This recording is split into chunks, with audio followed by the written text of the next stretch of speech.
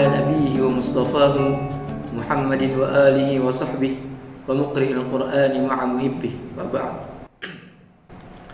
Pertama-tama marilah kita panjatkan puji syukur kita kehadirat Allah Subhanahu wa taala yang telah memberikan kita bermacam-macam nikmat, di antara nikmat iman, nikmat Islam dan nikmat sehat, sehingga kita masih bisa bertemu dan masih bisa berpuasa di pertengahan bulan Ramadan ini. Sungguh kita bersyukur karena masih diberikan hidup di bulan Ramadan ini. Karena orang yang sudah meninggal ingin seperti kita, ingin kembali ke dunia sehari saja untuk beribadah di bulan Ramadan ini. Lantas apa yang kita lakukan sekarang? Apa yang sudah kita lakukan sekarang? Apakah tilawahnya sudah khatam atau ibadahnya sudah banyak? Mari kita perbaiki. Mari kita bercermin. Apakah kita sudah mendekatkan diri kepada Allah atau belum?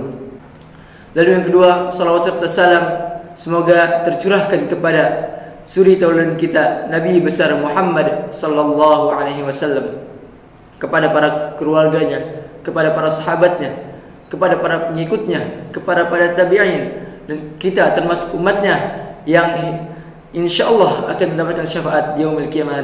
Amin ya rabbal alamin. Di sini saya akan bercerita tentang seorang yang beriman masuk neraka dan seorang yang bermaksiat banyak surga. Dikisahkan ada kakak beradik.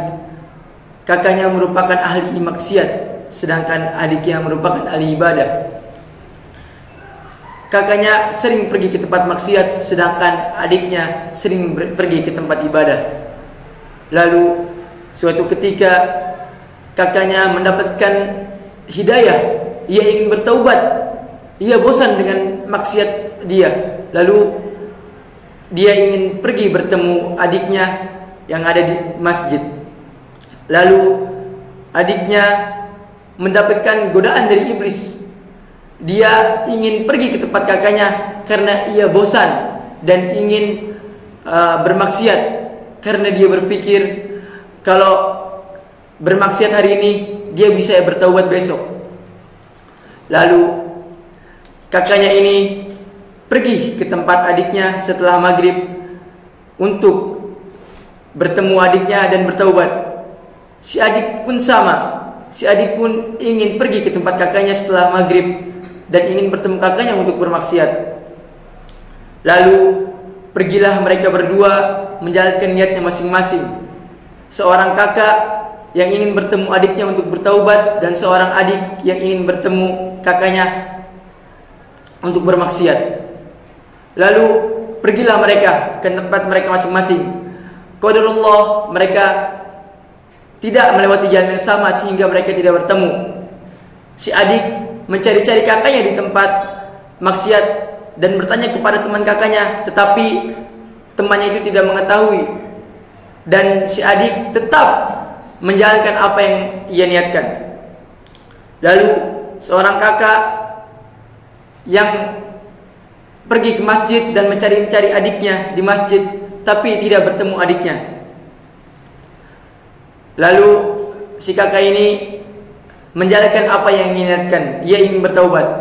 Lalu terjadilah gempa bumi yang sangat dahsyat hingga menghancurkan bangunan-bangunan, hingga bangunan di tempat maksiat itu hancur. Seorang adik ini tidak menyadari adanya gempa yang sangat dahsyat itu karena sudah terlena dengan apa yang ia lakukan.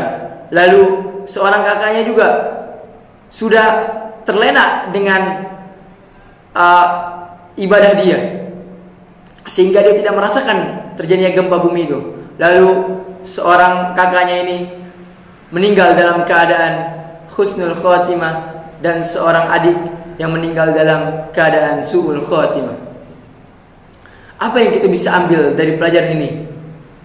Yang pertama, kita harus takut mati ke dalam su'ul khatimah. Karena apa? Karena mati dalam keadaan su'ul khatimah merupakan kematian yang sangat mengerikan. Lalu yang kedua, kita harus memperbaiki niat kita. Kita jangan mengira kalau kita akan meninggal masih lama. Kita tidak tahu kapan kita dicabut oleh Allah Subhanahu wa taala. Jangan kita berpikir untuk bermaksiat hari ini bisa bertaubat besok. Bisa jadi ketika kita bermaksiat itu kita sudah meninggal. Kita diambil ketika sedang bermaksiat itu. Sungguh sangat mengerikan.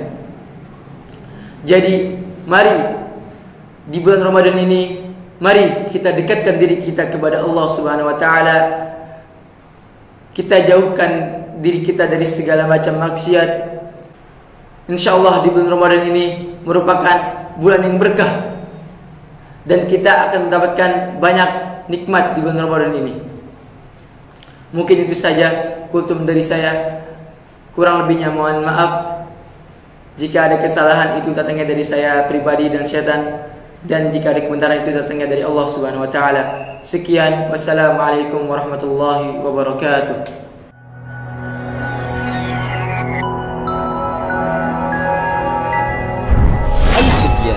لإنشاء الأجيال من قادة الحضارات.